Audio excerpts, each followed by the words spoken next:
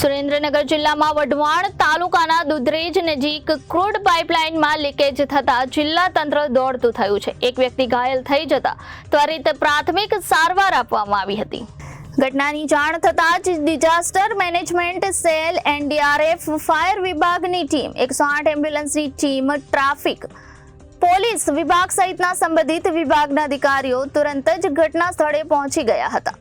આઈઓસીએલની પશ્ચિમ ક્ષેત્રની સલાયા મથુરા પાઇપલાઇનમાં ક્રૂડ ઓઇલ સપ્લાય કરવામાં આવે છે।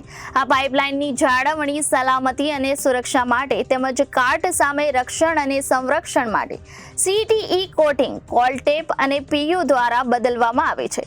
તે કરવાની કામગીરી ચાલી રહી હતી। કોટિંગ કામ કરતી વખતે પાઇપની સફાઈ સપાટી કરવામાં આવી હતી। આ સપાટી સાફ કરતી વેળાએ થોડું ક્રૂડ સીપેજ થયું હતું।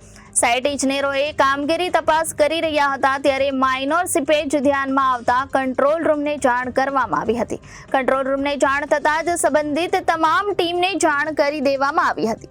મેન્ટેનન્સ ટીમ તુરંત જ પહોંચી ગઈ હતી। ક્રૂડ સીપેજ વધી જતા લીકેજમાં ફેરવાયું હતું અને પરિણામે આગ લાગવાનું શરૂ થતાં આઈઓસીએલની ટીમ દ્વારા ફાયર એક્સટિંગ્યુશરની મદદથી આગ બુઝાવવાના પ્રયાસો કરવામાં આવ્યા હતા। આ દરમિયાન આ ઘટનામાં એક વ્યક્તિ ઘાયલ પણ થઈ હતી, જેને આઈઓસીએલની મેડિકલ ટીમ દ્વારા પ્રાથમિક સારવાર આપવામાં આવી હતી।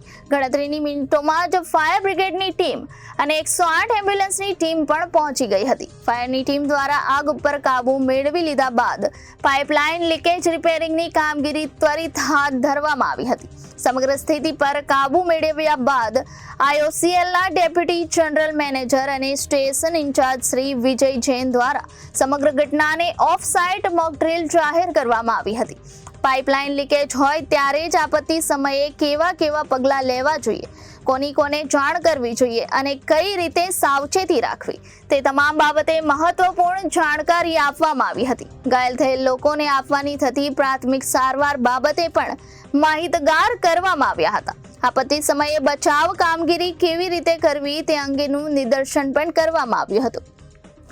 આ મોક ડ્રીલ સુરેન્દ્રનગર મામલતદાર શ્રી એચ.ડી. વાળા, ડેપ્યુટી મામલતદાર Shri H J. Kshotriya, DPO Shri Himanshu Solanki, industrial health assistant director Shri Jatin Adesara, NDRF inspector Shri Amit Kumar Jakhar, Gujarat pollution control board સુરેન્દ્રનગરના શ્રી દશરથ નારોડા અને શ્રી હસમુખ સોનારા, ભારત પેટ્રોલિયમ કોર્પોરેશન લિમિટેડના શ્રી સુબ્રત બેહરા અને Shri Nimit Upadhyay, Surendranagar city A division police સ્ટેશનના Shri એસ.જે.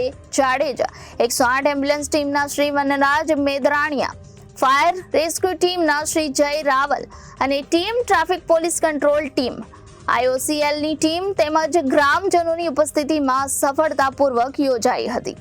Reporter Maheshbhai Uteriya, ABC news, Surendranagar.